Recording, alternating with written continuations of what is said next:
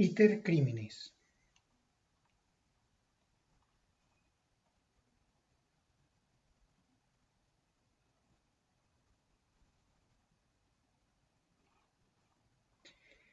El iter criminis examina las fases de realización del delito doloso.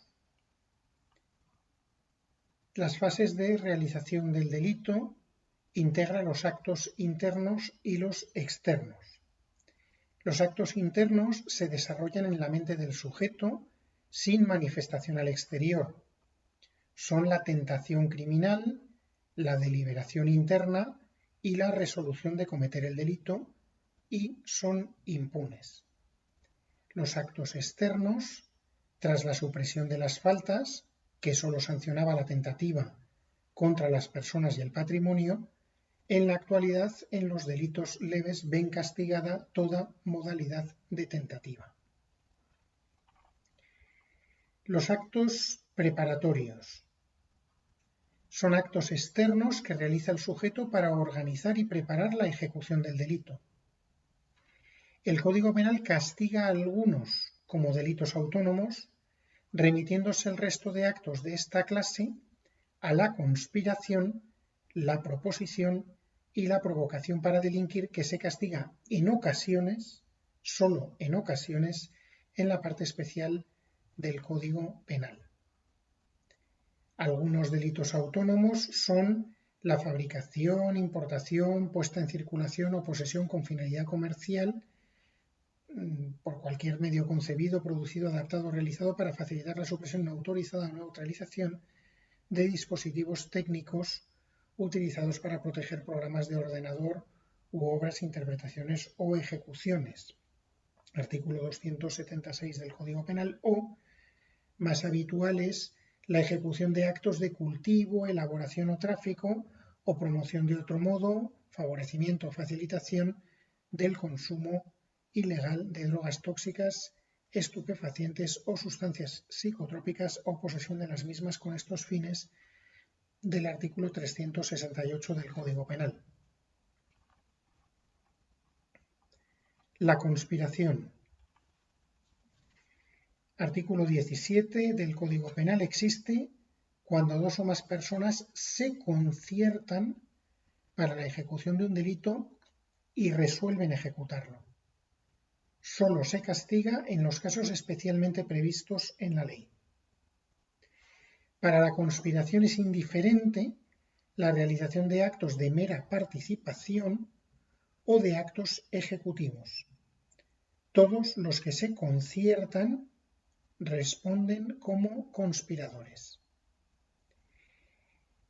Es importante distinguir la conspiración de la asociación ilícita, que entraña un delito autónomo que se diferencia de la primera en la mayor estabilidad, organización y permanencia de sus miembros. Se contiene en el artículo 515 del Código Penal, que establece que son punibles las asociaciones ilícitas y establece cuáles tienen esa consideración: las que tengan por objeto cometer algún delito o, después de constituidas, promuevan su comisión; las que, aun teniendo por objeto un fin lícito, empleen medios violentos o de alteración o control de la personalidad para su consecución; las organizaciones de carácter paramilitar; las que fomenten, promuevan o inciten directa o indirectamente al odio, hostilidad, discriminación o violencia contra personas, grupos o asociaciones por razón de su ideología, religión o creencias; la pertenencia de sus miembros o de alguno de ellos a una etnia, raza o nación; su sexo, orientación sexual, situación familiar, enfermedad o discapacidad. El artículo 519 del Código Penal tipifica la provocación, conspiración y proposición para cometer el delito de asociación ilícita. La proposición, artículo 17.2 del Código Penal, existe cuando el que ha resuelto cometer un delito invita a otra u otras personas a participar en él.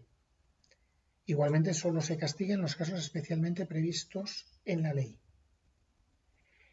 Es indiferente que la invitación a participar en el delito que uno ha resuelto cometer lo sea con actos de mera participación o con actos auténticamente ejecutivos. La provocación, artículo 18 del Código Penal, existe cuando directamente se incita por medio de la imprenta, la radiodifusión o cualquier otro medio de eficacia semejante que facilite la publicidad o ante una concurrencia de personas a la perpetración del delito. La animación a cometer el delito debe ser directa o expresa, no obstante vaya dirigida a una pluralidad indeterminada de personas. La provocación se castiga exclusivamente en los casos en que la ley así lo prevea. Si a la provocación sigue la perpetración del delito, se castiga como inducción. La provocación se castiga sea o no eficaz. La provocación eficaz no es inducción, simplemente se castiga con la misma pena, que a su vez es la misma pena que se prevé para el autor del delito. La inducción es una forma de participación en el delito y no un acto preparatorio punible. La apología. ¿Es apología a los efectos del Código Penal? La exposición ante una concurrencia de personas o por cualquier medio de difusión de ideas o doctrinas que ensalcen el crimen o enaltezcan a su autor. La apología solo será delictiva como forma de provocación y si por su naturaleza y circunstancias constituye una incitación directa a cometer el delito. Recordemos que la provocación se castiga exclusivamente en los casos en que la ley así lo prevea y que si hubiese sido seguida de la efectiva perpetración del delito provocado, se castigará como inducción. Tradicionalmente se consideraba la apología una incitación indirecta a cometer el delito, que hoy es impune a menos que constituya provocación. No obstante, el Código Penal tipifica algunos delitos de apología en sentido estricto que no tienen que cumplir entonces el requisito de ser una forma de provocación.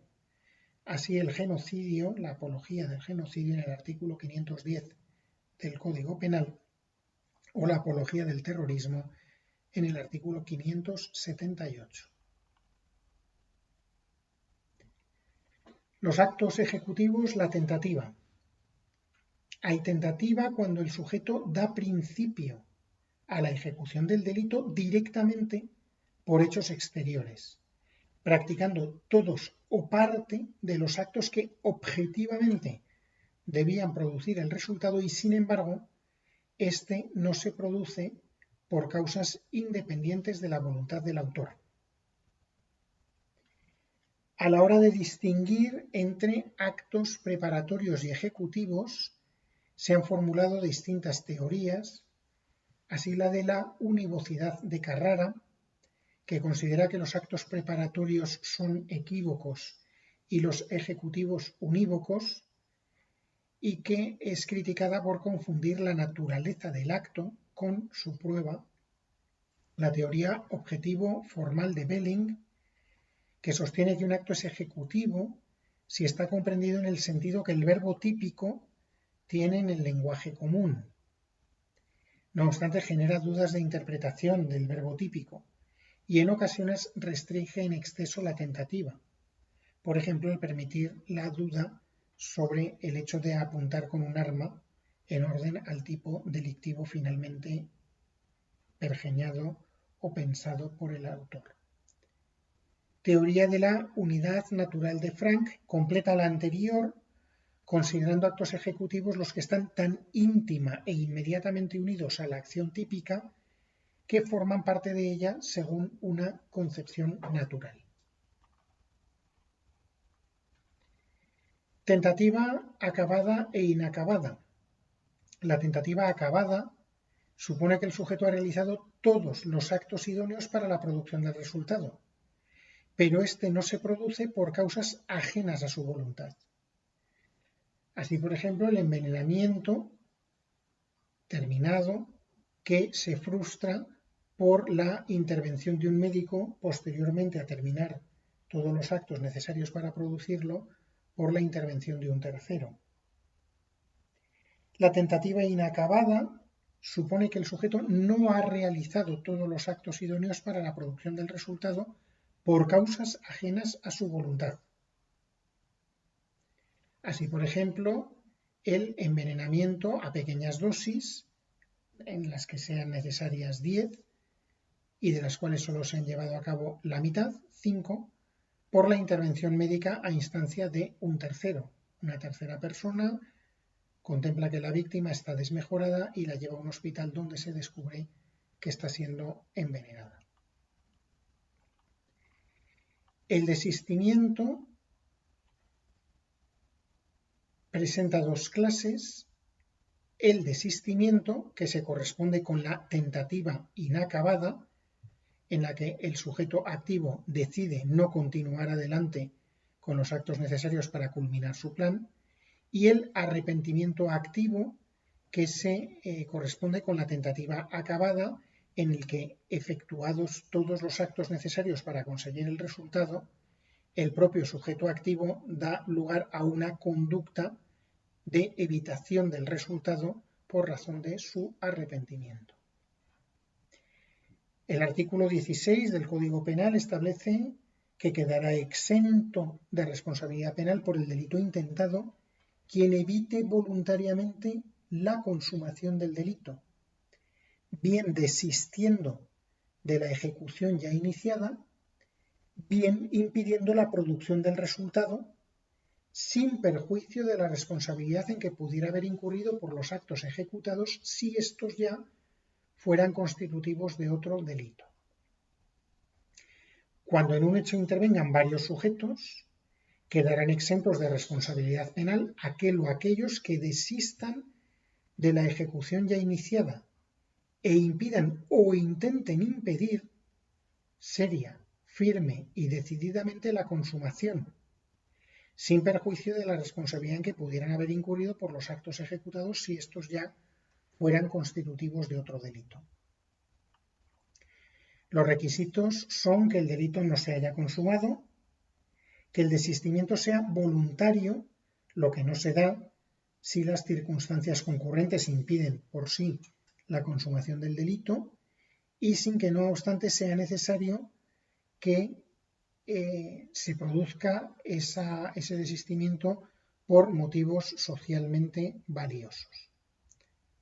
El propio desistimiento o el arrepentimiento activo son requisitos del desistimiento según la tentativa esté inacabada o acabada. En cuanto a los efectos, hemos visto que se responde de los actos ejecutivos constitutivos de delito consumado diferente, por ejemplo, las lesiones causadas cuando realmente había un ánimo de matar, que no se ha producido por razón de desistimiento. Y en cuanto a la naturaleza jurídica, el desistimiento es una causa personal de exclusión de la pena o eximente cuyo ámbito de estudio se residencia en la punibilidad. Supuestos discutidos. La tentativa en los delitos sin desvalor de resultado y en los delitos de mera actividad. Cabe la tentativa en los delitos que exigen un resultado típico, pero en los que el mismo no identifica la lesión de un bien jurídico, como son los que castigan como delito autónomo meros actos preparatorios. Por ejemplo, la fabricación de supresores de protecciones electrónicas. También cabe la tentativa en los delitos de mera actividad, bien porque se componga de actos separables o bien porque concurra error de tipo inverso. Así, el allanamiento de morada por la introducción de un solo pie o por ignorar que se tenía el permiso del morador para acceder a la residencia.